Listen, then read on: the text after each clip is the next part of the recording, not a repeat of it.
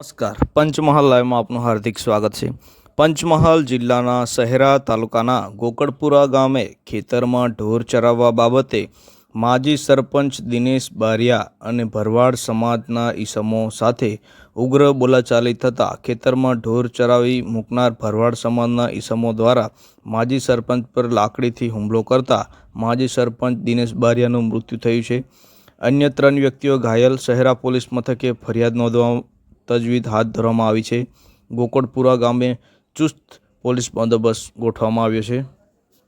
ઢોર ચરાવવા બાબતે બોલાચાલી થતાં